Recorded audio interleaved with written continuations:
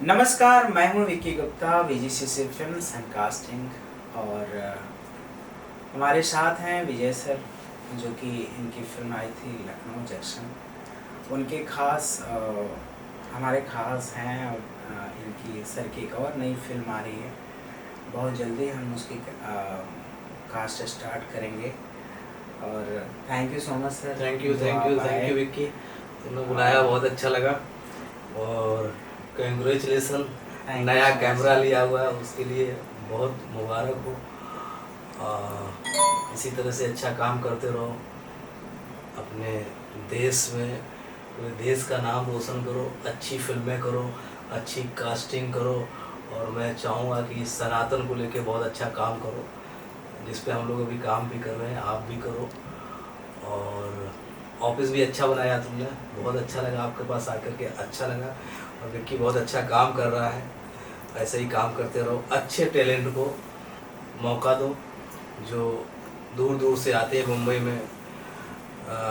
उनको उनके साथ काम करो और उन्हें प्रमोट करो, जैसे आप भी कभी आए थे, किसी ने प्रमोट किया होगा, तो नए टैलेंट को प्रमोट करो। मैं भी करता हूँ। थैंक यू सो मच, बहुत अच्छा लगा आपके यहाँ आया। Thank you sir. अच्छा सर, मुझे एक चीज़ जानना है कि जिस तरीके से मैं कास्टिंग करता हूँ और आपने कहा कि सनातन को आगे बढ़ाओ, तो ये पता नहीं, जब से मैं नीम करोली बाबा गया था और उसी टाइम हमारी एक फिल्म शूटिंग हो रही थी, the Taj story with Paresh Rawal sir. और तुषार सर प्लान कर रहे थे कि यहाँ जाना है, देहरादून आए हैं। तो मैं कोई प्लान नहीं करता हूँ। ऐसा क्यों होता है सर मेरे साथ कि मैं प्लान कर जैसे कि मैंने कहा कि जब मैं ताज स्टोरी फिल्म की शूट कर रहा था और उसी दरमियान में मना है कि नीम करोली बाबा जाते हैं, और मैं कोई प्लान नहीं किया। और अचानक से होटल से मैंने कहा कि मैं 1-2 दिन के बाद आऊँगा, और मैं देहरादून से निकल गया नीम करोली बाबा। और जब मैं गया वहाँ पे तो बिल्कुल अलग चेहरे पे चमक, एनर्जी। और फिर मैं वहाँ बिल्कुल अकेले ही था, और पता नहीं कहाँ से दोस्त बन गए। तो कोई फ़ोटो ले रहे हैं, कोई कुछ। तो ऐसा एक बहुत अच्छा फील हुआ सर। उसके बाद तो ऐसा रहा है कि सारे फिल्में ऐसे ही मिली हमें। जैसे अभी द ताज स्टोरी के बाद द वाइट कोट कर रहे हैं, जैसे अपना एक फिल्म है पूरा कृष्ण भगवान के ऊपर ही है, तो वो कर रहे हैं।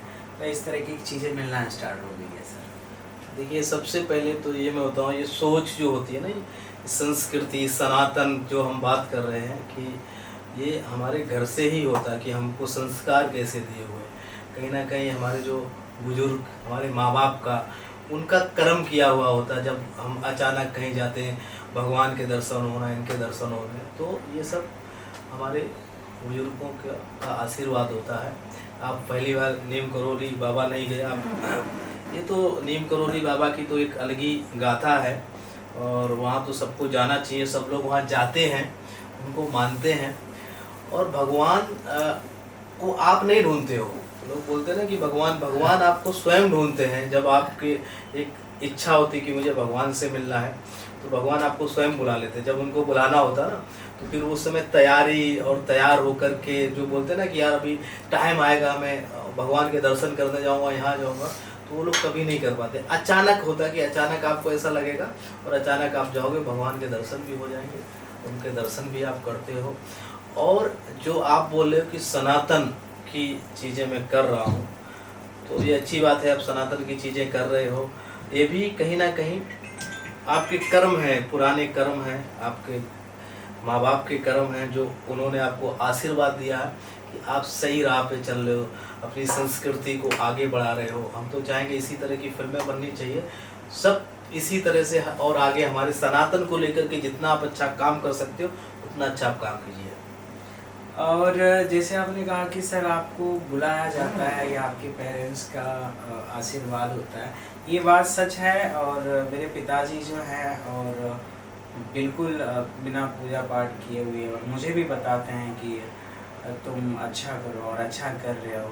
बस उनकी यही, हर एक पेरेंट्स का ख्वाहिश होता है कि जल्दी घर आओ, सबसे मिलो, बातचीत हो। और मुझे लगता है कि मैं एक ऐसा पहला लड़का हूँ जो मैं यहाँ तक, और सब आप लोगों की सपोर्ट है, और यहाँ तक पहुँचे हुए हैं, यहाँ पहुँचे हैं।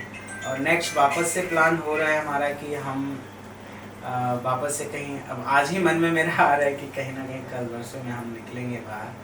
और तो यही है